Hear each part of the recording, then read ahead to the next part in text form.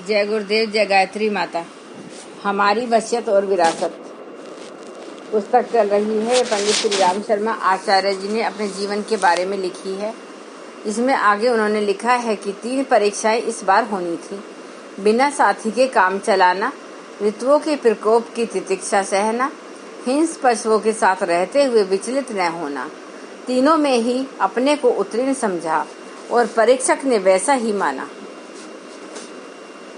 बातचीत का सिलसिला तो थोड़े ही समय में पूरा हो गया।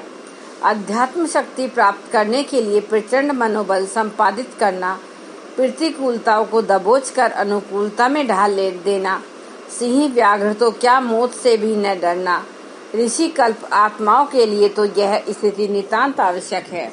तुम्हें ऐसी ही परिस्थितियों के बीच अपने जीवन को बहुत सा भाग गुजारना है। उस समय की बात समाप्त हो गई। जिस गुफा में उनका निवास था वहां तक ले गए।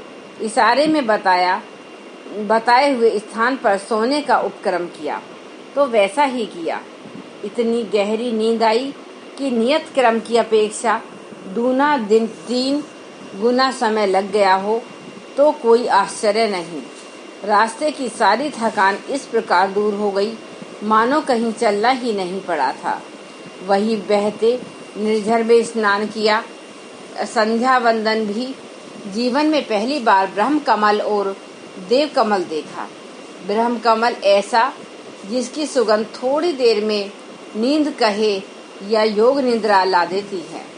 देवकंद वह जो जमीन में शकरकंद की तरह निकलता है, सिंगाड़े जैसे स्वाद का, पका होने पर लगभग 5 सेर का, जिससे 1 सप्ताह तक सुधा निवारण का क्रम चल सकता है। गुरुदेव के यही 2 प्रथम प्रत्यक्ष उपहार थे। एक शारीरिक थकान मिटाने के लिए, दूसरा मन में उमंग भरने के लिए। इसके बाद तपोवन पर दृष्टि दौड़ाई। पूरे पठार पर मखमली फूलदार गलीचा सा बिछा हुआ था। जब तक भारी बर्फ नहीं पड़ी थी। जब पड़ती है तो यह फूल सभी पककर जमीन पर फैल जाते हैं अगले वर्ष उगने के लिए।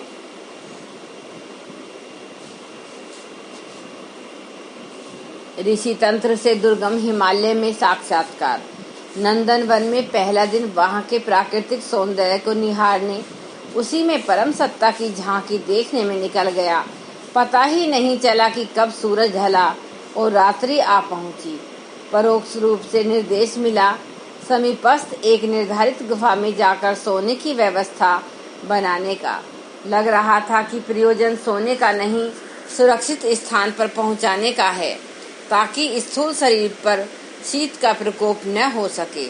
संभावना थी कि पुनः रात्रि को गुरुदेव के दर्शन होंगे। ऐसा हुआ भी। उस रात्रि को गुफा में गुरुदेव सहसा आ पहुंचे।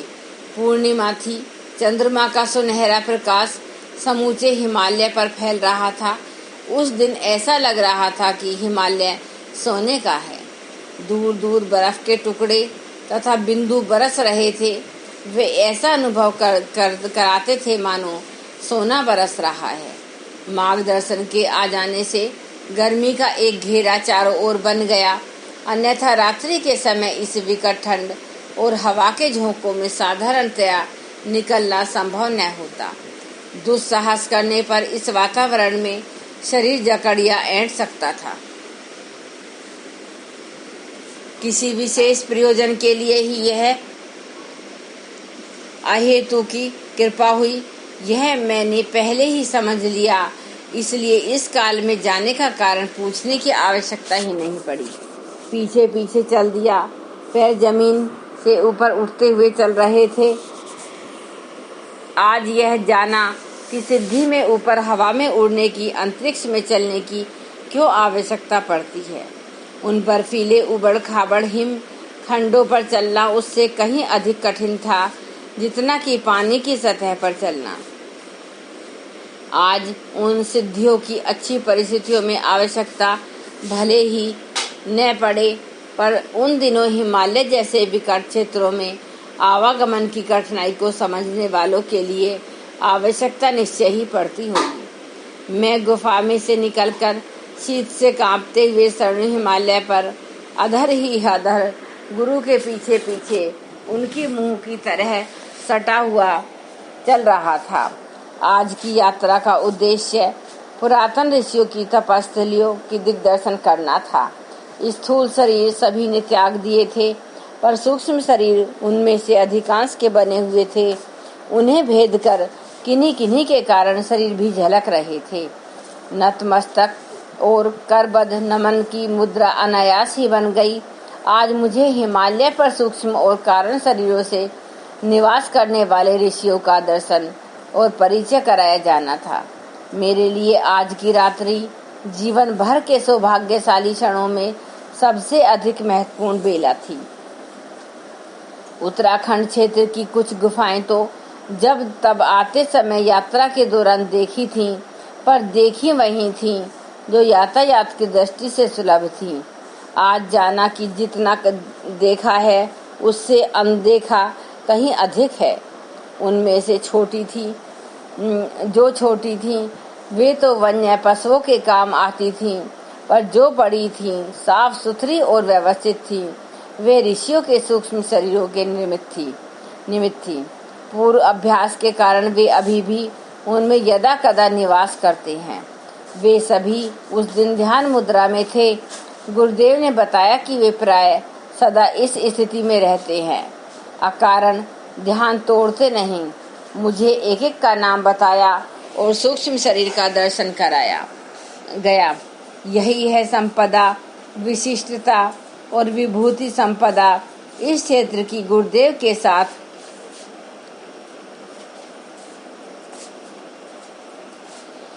मेरे आगमन की बात उन सभी को पूर्व से ही विदित थी, सो हम दोनों जहाँ भी जिस समय पहुँचे उनके नेत्र खुल गए, चेहरों पर हल्की मुस्कान झलकी और सिर उतना ही झुका मानो वे अभिवादन का प्रत्युत्तर दे रहे हों।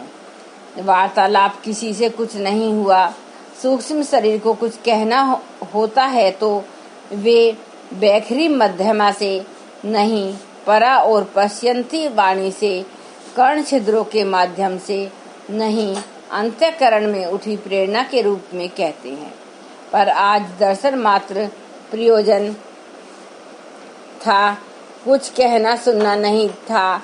उनकी बिरादरी में एक नया विद्यार्थी भर्ती होने आया, जो उसे जान लेने और जब जैसी सहायता करने की आवश्यकता समझे तब वैसी उपलब्ध करा देने का सूत्र जोड़ना ही उद्देश्य था।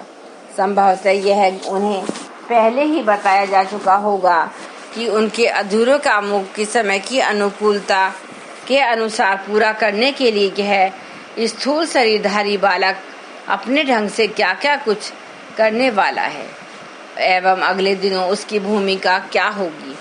सूक्ष्म शरीर से अंतः प्रेरणाएं उमगाने और शक्ति धारा प्रदान करने का काम हो सकता है, पर जनसाधारण को प्रत्यक्ष परामर्श देना और घटनाक्रमों को घटित करना स्थूल शरीरों का ही काम है। इसलिए दिव्य शक्तियाँ किन्हीं स्थूल शरीरधारियों को ही अपने प्रयोजनों के लिए वाहन बनाती हैं। अभी तक मैं एक ही मार्गदर्शन का वाहन था, पर अब वे हिमालयवासी अन्य दिव्य आत्माएं भी अपने वाहन के काम ले सकती थीं और तदनुसार प्रेरणा योजना एवं क्षमता प्रदान करती रहीं। गुरुदेव इसी भाववाणी में मेरा परिचय उन सब से कर रहे थे। वे सभी बिना लोकाचार शिष्टाचार निभाए, बिना समय शेप किए एक संकेत में उस अनुरोध की स्वीकृति दे रहे थे। आज रात्रि की दिव्य यात्रा इसी रूप में चलती रही।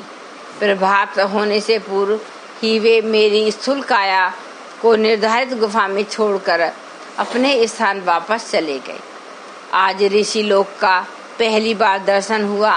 हिमालय के विभिन्न क्षेत्रों, देवालय, सरोवरों, सरिताओं के दर्शन तो यात्रा काल में पहले से भी होता रहा। उस प्रदेश को ऋषि निवास का देवात्मा भी मानते हैं, पर इससे पहले यह विदित न था कि किस ऋषि का किस भूमि से लगाव है। यह आज पहली बार देखा और अंतिम बार भी। वापस छोड़ते समय मार्गदर्शन ने कह दिया कि उनके साथ अपनी ओर से संपर्क साधने का प्रयत्न मत करना, उनके कार्य में बाधा मत डालना। यदि किसी को कुछ निर्देश करना होगा तो वे स्वयं ही करेंगे। हमारे साथ भी तो तुम्हारा यही अनुबंध है। अपनी ओर से द्वार नहीं खटखटाओगे। जब हमें जिस प्रयोजन के लिए जरूरत पड़ा करेगी स्वयं ही पहुंचा करेंगे और उसी स्मृति के लिए आवश्यक साधन जुटा दिया करेंगे। यही बात आगे से तुम उन ऋषियों के संबंध में भी समझ सकते हो जिनके की दर्शन प्रयोजनवश तुम्हें आज कराए गए। इस दर्शन को कौतूहल भर मत मानना, वरन समझना कि हमारा अकेला ही निर्देश तुम्हारे लिए सीमित नहीं रहा। यह महाभाग भी उसी प्रकार अपने सभी प्रयोजन द्वारा कराते रहोगे जो स्थूल शरीर के अभाव में स्वयं नहीं करा सकते थे। जनसंपर्क प्राय तुम्हारे जैसे सत्पात्रों वाहनों के माध्यम से कराने की ही परंपरा रही है। आगे से तुम इन निर्देशकों का भी हमारे आदेश की तरह सिरोधार्य करना और जो कहा जाए सो करने के लिए जुट पड़ना। मैं सभी करती सूचक संकेत के अतिरिक्त और कहता ही क्या वे अंतर्धान हो गए।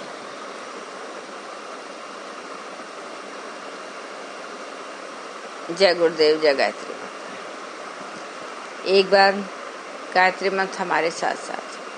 ओम भूर्भुवः स्वः तत्सवितुर्वरेण्यं भर्गो देवस्य धीमहि धियो यो न प्रचोदयात्। जय गुरुदेव, जय गायत्री।